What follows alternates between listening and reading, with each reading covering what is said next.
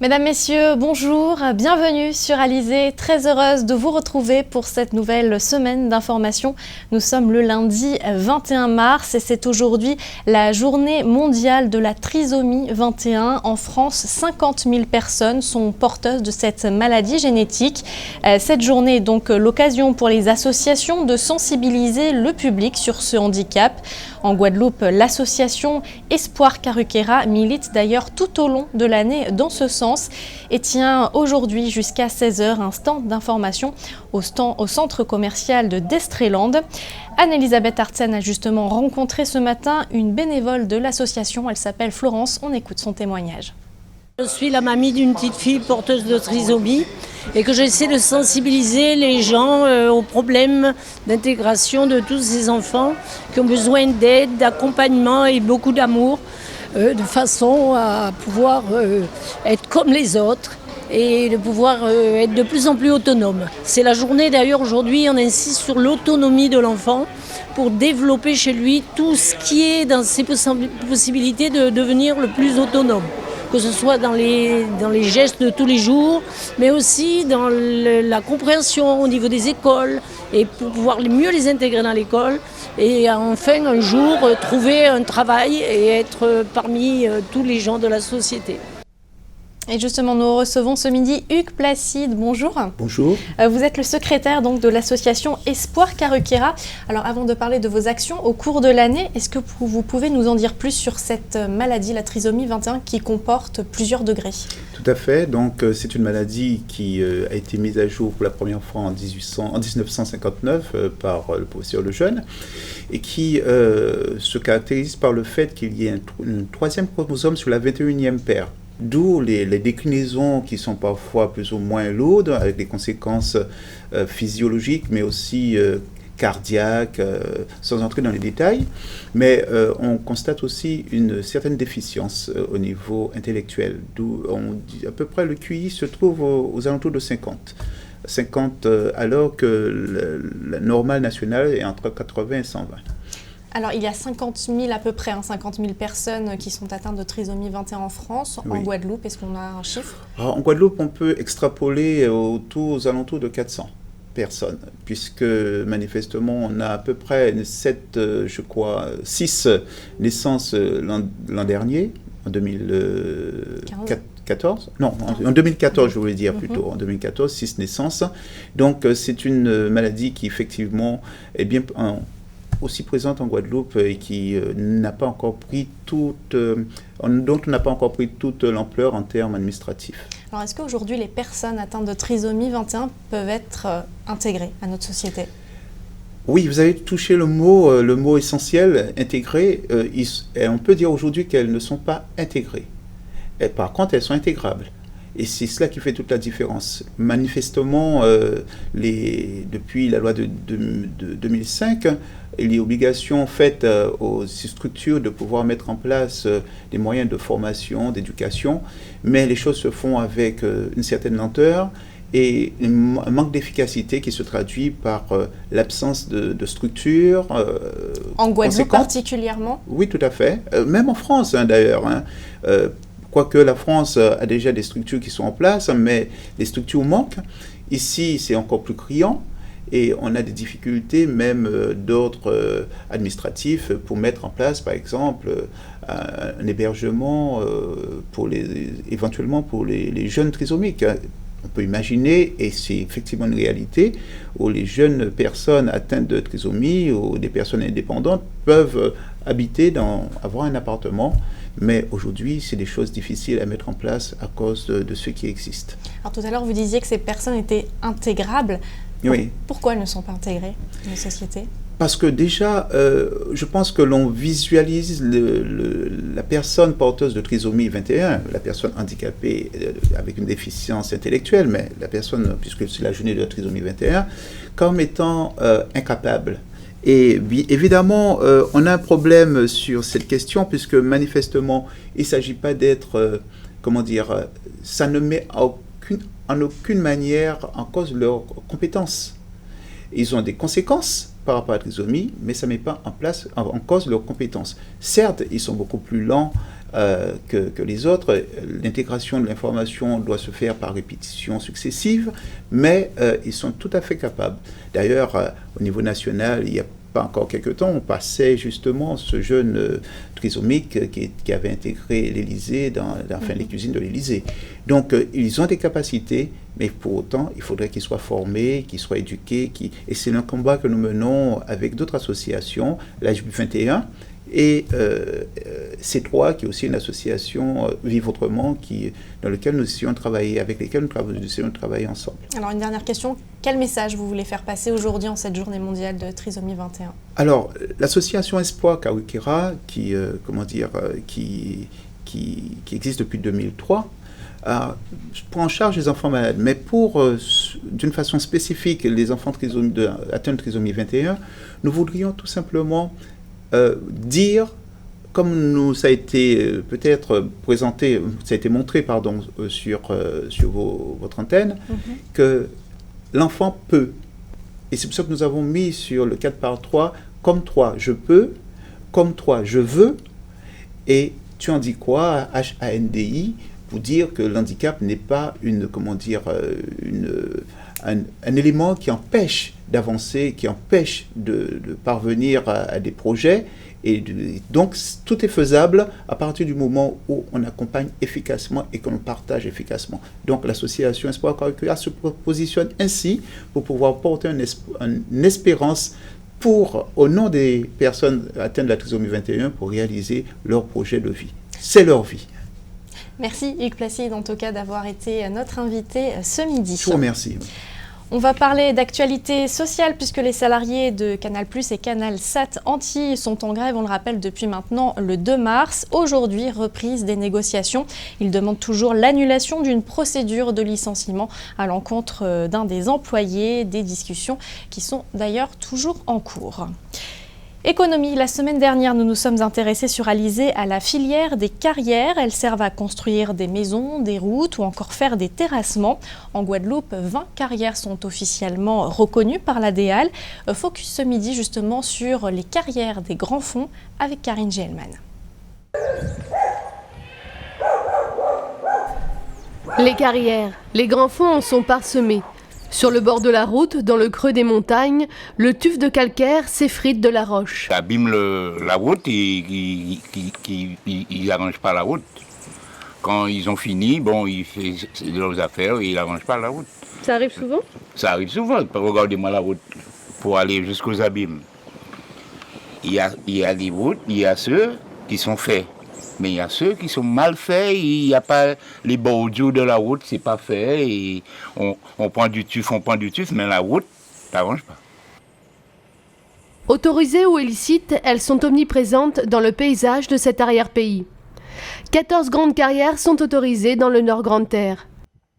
Pourquoi cette importance de carrières illicites dans les grands fonds ? C'est souvent que ce sont en fait des prélèvements qui sont faits à l'occasion de travaux d'urbanisme. C'est-à-dire que les aménageurs, plutôt que d'aménager le projet à la pente, aménagent la pente au projet, donc suppriment la pente, font une extraction importante de matériaux afin d'obtenir un terrain plat, ce qui leur permet de positionner leur construction plus simplement. La population vit avec les carrières au quotidien. Pour moi, ici, c'est un peu trop, il y a un peu trop. Parce que comme il y a beaucoup d'habitants, ça nous embête quoi. Ça te crée des nuisances ? Voilà. Quel type de nuisances ? Des nuisances qui veut dire, il y a des gens qui sont asthmatiques, il y a des gens qui ont même des trucs de cancer aussi, comme ça. L'impact des carrières illicites est important puisque vous avez déjà un impact visuel évident quand vous promenez dans les grands fonds puisqu'il y a un véritable mitage du paysage avec des frontails illégaux. Ensuite, il y a bien sûr des problèmes de sécurité, on l'a vu encore récemment, c'est-à-dire que quand ces prélèvements sont faits sans analyse préalable par des gens qui ne sont pas compétents, on peut aboutir à des accidents, et donc l'effondrement de frontail, soit directement lorsqu'il y a de l'extraction, soit également après, puisque si le frontail n'a pas été fait de manière sécurisée, il peut y avoir des éboulements. La plupart des carrières servent à la construction de maisons. Les particuliers peuvent en effet également solliciter une demande d'exploitation auprès de la DEAL. Moi, je peux dire comme si c'est pour ma fille, sur le placement de ma fille. Et donc, on l'a fait comme ça, c'est tout. Ça, c'est votre maison qui est ici ? Oui, celui-là, c'est ma maison. Et derrière, c'est ma fille. D'accord. Et la carrière, c'est vous qui l'avez faite? Non, c'est pas moi. Et c'est quelque chose qui vous sert? C'est pour faire une maison. Depuis 2015, des amendes administratives sont encourues en cas d'exploitation illicite des carrières. Le montant de l'amende peut aller jusqu'à 15 000 €. On continue à parler de la centrale géothermique de Bouillante. On le rappelle, elle a été rachetée par l'entreprise américaine Ormat Technologies. Un comité s'oppose à cet achat. Hier matin, les organisations politiques, syndicales ou encore associatives avaient justement donné rendez-vous à la population à Bouillante, un public qui avait d'ailleurs de nombreuses interrogations, comme l'a constaté Karine Gielman.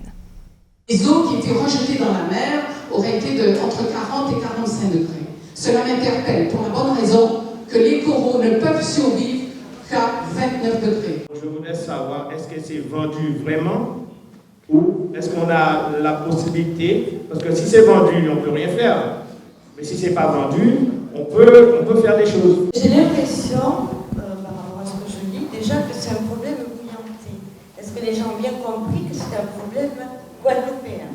Les questions ont fusé ce dimanche des rameaux, près d'une centaine de personnes, associations citoyennes, partis politiques, mais également habitants de différentes communes étaient présents pour discuter de l'avenir de la centrale géothermique de Bouillante. Objectif atteint à l'issue de leur réunion, la création d'un collectif pour récupérer ce patrimoine guadeloupéen. C'est un problème qui concerne le territoire guadeloupéen et comme je l'ai dit tout à l'heure, non seulement le territoire guadeloupéen mais même au-delà, le territoire français. Pourquoi? Parce qu'il s'agit d'une ressource que le territoire de Guadeloupe dispose dans son sous-sol. Le sous-sol, a priori, ne faisait pas jusqu'à peu de temps partie des choses sur lesquelles les collectivités locales avaient la maîtrise. Maintenant, elles en ont la maîtrise. Donc nous voulons que les collectivités locales s'approprient ce sous-sol et demandent à avoir un droit de regard sur cette action qui a été menée par la société Ormat et directement le gouvernement français. Une bataille juridique va donc être menée par ce nouveau collectif. Et effectivement, dans l'article 74, il est prévu que le sous-sol appartienne à la population guadeloupéenne, martiniquaise, etc. Et si effectivement ce décret est appliqué, notre positionnement aujourd'hui sera un peu plus facilité parce que nous aurions pu faire à partir de ce décret. Sensibiliser la population guadeloupéenne est donc incontournable, mais également interpeller les autorités. Nous allons mettre en place une cellule de réflexion et d'action composée de juristes, d'historiens, de géologues, etc. pour voir tout l'aspect du problème, pour faire annuler la vente dans un premier temps et dans un deuxième temps demander qu'il y ait un service public guadeloupéen de défense et surtout de création de richesses énergétiques. Autre volonté du collectif, l'énergie autosuffisante, voire gratuite. Mais ici, les textes officiels parlent d'indépendance. Ça veut dire que nous, avec l'éolien, avec l'énergie marine, avec le solaire, avec la géothermie, nous n'aurons pas besoin d'acheter de l'énergie renouvelable, au contraire. Mais imaginez qu'on puisse raccorder chaque maison dans un quartier au solaire. Donc ils vont produire de l'électricité gratuitement pratiquement. Rendre nulle la vente à la société américaine Ormat est la priorité de ce collectif. Jeudi prochain, une réunion est prévue afin d'affiner sa stratégie et son nouveau combat. Direction notre grande région de la Caraïbe, nous nous intéressons ce midi au fort taux de suicide à Sainte-Lucie, un phénomène qui touche particulièrement les jeunes et les personnes âgées. Mais tout de suite, nous allons au Brésil. Voici la Minute Caraïbe. Brésil, le géant minier meurt dans un crash. Roger Agnelli, l'ancien président du géant minier brésilien Vale, et au moins 6 autres personnes ont été tuées samedi 19 mars lorsqu'un avion de tourisme s'est écrasé sur un immeuble à Sao Paulo. Les pompiers ont annoncé que les 7 occupants de l'avion avaient tous été tués sur le coup. Des sauveteurs, des pompiers et des membres des services de sécurité ont été déployés sur place pour contrôler l'incendie provoqué par le crash. L'annonce de la mort de l'homme d'affaires brésilien à l'origine du succès de la multinationale minière a suscité de nombreuses réactions du monde des affaires et des personnalités politiques. Pendant les 10 ans que Roger a présidé la vallée, la société s'est imposée comme le plus grand producteur mondial de minerais de fer et la deuxième plus grande société minière dans le monde. En 2009, Agnelli a été classé par le magazine Epoca comme l'un des 100 Brésiliens les plus influents au monde. Et en 2012, Roger Agnelli a été choisi par la Harvard Business Review et Inside comme le 4e meilleur PDG du monde, aux côtés de Steve Jobs d'Apple, premier du classement. Sainte-Lucie, taux de suicide en forte hausse. Depuis le début de l'année, 3 personnes se sont suicidées, donnant suite aux 12 personnes qui ont mis fin à leur jour en 2015. Mais c'est depuis 2002 que le taux de suicide ne cesse de croître, touchant particulièrement les jeunes et personnes âgées. Selon les spécialistes, les jeunes sont particulièrement touchés par le chômage. Ils n'ont plus les moyens de payer leurs factures et ne voient plus d'issue. Les personnes âgées, quant à elles, sont parfois dans de grandes détresses psychologiques où le noyau familial se délite. À Sainte-Lucie, on parle de peu de ces problèmes et il n'est pas bien vu de consulter un psychiatre ou un psychologue. Pour l'heure, le gouvernement n'a pas encore pris de mesures visant à stopper cette vague de détresse. Pire, la tentative de suicide est un délit passible d'une peine de prison de 2 ans. Dans un pays où les églises condamnent fermement cet acte de détresse, le phénomène risque de s'amplifier silencieusement. Sint Maarten, Wanted. Les services de police des parties hollandaises et françaises de l'île de Saint-Martin sont à la recherche du dangereux prisonnier Katron Fortune Aka, Kouchi.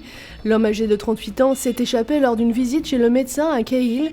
Des coups de feu ont été entendus. L'expertise en cours doit déterminer si c'est le détenu qui était armé ou des complices qui l'attendaient à l'extérieur. Immédiatement après son évasion, un communiqué de presse conjoint du bureau et du département de police des procureurs des 2 îles informe le grand public de l'incident et demande à ne surtout pas tenter de le capturer, car Kouchi est classé comme armé et extrêmement dangereux. L'évasion de ce prisonnier a soulevé de graves inquiétudes au sein de la population saint-martinoise, qui craint désormais pour sa sécurité. Une description complète de Kouchi ainsi que sa photo sont dans toutes les presses locales. Toute personne qui possède des informations qui peuvent conduire à la reprise de ce fugitif devrait immédiatement entrer en contact avec le département de police. Tous les appels seront totalement confidentiels. Et puisque l'on est dans la Caraïbe, ce soir nous reviendrons en détail sur la visite du président américain Barack Obama à Cuba, une visite historique jusqu'à demain. Retour en Guadeloupe, clap de fin pour la 19e édition de la Carujet qui a sacré le Varois Teddy Ponce, champion du monde de jet ski UIM dans la catégorie pro. Il devance les Guadeloupéens Yann Ponama et Pascal Gounouman. Retour sur cette dernière journée de compétition avec Éric Pommier. Teddy Ponce, à l'issue de la dernière manche en circuit fermé sur la plage de Viard, pouvait lever les bras heureux d'avoir réussi ce qui semble toujours impossible, remporter la Carujet, la course la plus difficile au monde. Mais le pilote y a cru jusqu'au bout, occupant le leadership dès l'étape des Saintes. Rapide, incisif, mais surtout fin stratège, Teddy Ponce a tenu tête à ses rivaux directs. Les 1 an de préparation ont finalement payé. C'est magique, c'est tellement des moments incroyables. On voudrait vivre ça tous les ans, mais vous savez, c'est tellement difficile que... Voilà, c'est des moments uniques et on vit ça qu'une fois et merci à toute mon équipe. Autre course aussi importante, celle-là, la nouveauté de cette Carujet 19e édition, la catégorie atmosphérique. Aux commandes 2 têtes d'affiche et non des moindres, Vincent Thomas en lutte contre le champion du monde, le français Cyril Lemoine. Cyril Lemoine, déjà vainqueur de la Carujet 2006 et 2008, voulait réussir la passe de 3. J'ai assuré rapidement quand même. Parce que comme je disais tout à l'heure, le dimanche, c'est vrai que c'est une course que tout le monde aime bien gagner parce que c'est là où il y a le plus de monde et finir sur une victoire pour un championnat du monde, c'est toujours mieux que deuxième. Donc j'ai assuré, mais quand même on avait un rythme assez soutenu avec Vincent. Il était tout le temps derrière moi, je le surveillais, j'essayais de garder à peu près le même écart. Il y a juste dans le dernier tour où j'ai lâché un petit peu pour vraiment assurer le coup avec le jet. Et vraiment, voilà, ça fait une belle victoire, je suis content, c'est mon 12e titre mondial. Carujet 2016, jamais le suspense n'aura été si entier jusqu'à la dernière manche. Teddy Ponce et Cyril Lemoine, dignes successeurs de Jean-Baptiste Botti, ont assis leur notoriété sous l'épreuve la plus redoutée. Cyril Lemoine et Teddy Ponce ont tenu. Voilà, vous venez de le voir donc dans cette nouvelle catégorie, la catégorie atmosphérique, c'est le multiple champion Cyril Lemoine qui l'emporte devant Vincent Thomas et Didier Merle des Îles. Portrait justement de Cyril Lemoine avec Éric Pommier. La Carujet 2016, 19e édition, se devait d'être un cru exceptionnel. Il l'a été, couronnant cette année 2 champions de notoriété internationale, Teddy Ponce pour la catégorie pro et surtout Cyril Lemoine pour inaugurer la catégorie atmosphérique. Cyril Lemoine, en écrasant sur son passage son concurrent direct Vincent Thomas, s'est offert de fort belle manière. Un nouveau sacre à son palmarès déjà bien étoffé. C'est vrai, je pense qu'on n'est pas beaucoup à avoir plus de 10 titres de champion du monde. Là aujourd'hui c'est mon 12e, ma 3e Carujet, donc je suis vraiment heureux. Cyril Cyril Lemoine est un pur produit des sports mécaniques puisqu'il a commencé par le motocross dans sa jeunesse. Fatigué de prendre des gamelles, le pilote s'est jeté à l'eau pour le jet ski où très vite il a trouvé ses marques, accumulant les titres de champion du monde, le premier à Oléron en 2005. Puis se sont enchaînés les plus beaux titres parmi lesquels la Carujet. Cyril Lemoine se dit être une bête de compétition. Moi je pense que ce qui m'a beaucoup sauvé à chaque fois, c'est vraiment avoir l'envie de gagner. Je pense que c'est la base à chaque fois que j'ai pris le départ d'une course, même si je savais que j'étais peut-être pas le meilleur ou le plus rapide, il faut viser que la première place du podium et c'est comme ça qu'on gagne des titres. Et après, j'ai gagné pas mal de titres aussi avec ma tête parce que des fois, il faut savoir se calmer un petit peu, pas penser à faire le show et la gloire et penser à celui qui va être le premier sur le podium à la fin du week-end. Absent de la Carujet depuis 2010, fatigué d'essuyer des ennuis mécaniques en catégorie F1 et donc démotivé, le pilote est pourtant revenu cette fois pour renouer avec la victoire en Guadeloupe. Cyril Lemoine, 12 fois champion du monde, rêve désormais de la Californie pour un championnat américain et donc de nouveaux challenges, de nouveaux concurrents et probablement de nouveaux titres. Et pour être complet sur les résultats dans la catégorie amateur, c'est Jimmy Licaon qui l'emporte. Alors une 19e édition qui a en tout cas tenu toutes ses promesses selon son organisateur Éric Paulin. On l'écoute. Il faut continuer, c'est pas facile parce que chaque fois il faut se remettre en question. De plus en plus, on a la pression, je dirais, de l'Union internationale. Et puis nous-mêmes, il faut qu'on continue à développer. Ça veut dire qu'il nous faut plus de moyens, donc il faut trouver des partenaires. Bon, il n'y a pas que l'argent quand même, mais il faut surtout inciter les gens à venir dans une course qui a la réputation d'être la plus difficile, mais en même temps qui fait peur. Parce qu'il y a plein de pilotes qui veulent venir, mais ils disent mais elle est trop difficile. Alors on n'est pas prêt pour cela. Et il faut réfléchir, trouver le bon compromis pour que tout le monde y trouve son compte. 4 jours de course magnifique. Moi, à mon avis, c'est l'une des plus belles. En plus, on a eu des Guadeloupéens à la hauteur. La course a été indécise jusqu'au dernier moment. Donc pour moi, c'est... Et puis le public a répondu nombreux. Tous les ingrédients sont là pour que ça soit vraiment l'une des plus belles. Et justement, durant ces 4 jours et notamment ce week-end, les visiteurs étaient au rendez-vous. Ils sont venus entre amis ou bien en famille. Alors qu'ont-ils pensé de cette édition 2016 ? C'est la question que leur a posée Anne-Elisabeth Arsène. William Le Pen qui passe à l'instant sous les cris et les acclamations du public. Pour cette dernière journée de compétition, le public était aussi au rendez-vous. Les yeux rivés vers la mer, il assiste avec enthousiasme au ballet mécanique d'une quarantaine de jet skis. C'est la 2e fois que j'y vais. La présentation a été mieux que l'année dernière. Il y avait beaucoup d'animations, beaucoup de coureurs. Je pense qu'ils ont fait beaucoup d'efforts. Et cette année, la Carujet a été vraiment bien. J'aime bien la Carujet, j'aime bien les jets.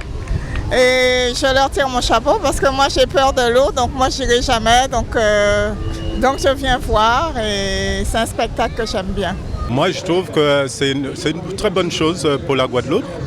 Et puis j'avais entendu parler de l'année dernière et là je vois que ça a pris de l'ampleur. Et là je trouve ça tellement intéressant et moi je suis venu en vacances. J'aime bien la Carujet. Jusqu'à présent ça se passe très bien pour moi. Donc je veux que ça continue comme ça en Guadeloupe. Toutes générations confondues, la Carujet passionne aussi les tout-petits. J'aime bien tout ce qui est jet ski et toute cette ambiance. Alors, je pense que c'était très bien.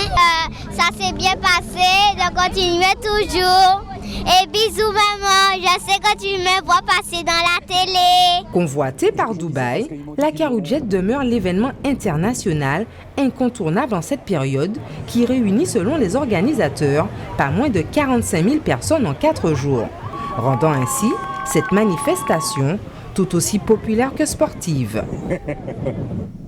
Et voilà donc ce que l'on pouvait dire sur cette 19e édition de la Carujet. Rendez-vous l'année prochaine pour la 20e édition. On fait le point à présent sur vos coupures d'eau du jour, comme tous les jours dans cette édition. Alors sachez que des interventions vont avoir lieu ce soir sur le réseau et vont donc avoir des conséquences dans plusieurs communes. Des perturbations, voire des manques d'eau vont se faire sentir à partir de 20h. Retour à la normale prévu demain dans la soirée. Toujours dans le cadre de ces travaux, des manques d'eau vont avoir lieu ce soir à partir de 21h dans la commune de Bémao et à Jarry. Retour à la normale demain en début de matinée. Enfin, même chose pour le bourg des Abîmes et à Carac. Tout devrait également rentrer dans l'ordre demain dans la matinée. On jette à présent un coup d'œil sur vos prévisions météo pour cet après-midi. Au programme, des éclaircies et quelques passages nuageux qui pourront d'ailleurs donner lieu à quelques gouttes de pluie. Les températures seront comprises cet après-midi entre 27 et 30 degrés. C'était le journal d'Alizé. Merci de l'avoir suivi. Édition que vous pouvez revoir sur notre site www.alizé.com. Dans quelques instants, votre rubrique Innovation suivie du journal de TF1 et de Petits secrets entre voisins. Pour ma part, je vous donne rendez-vous ce soir à 19h pour toute l'actualité locale et régionale. Bon appétit et très bon après-midi sur Alizé.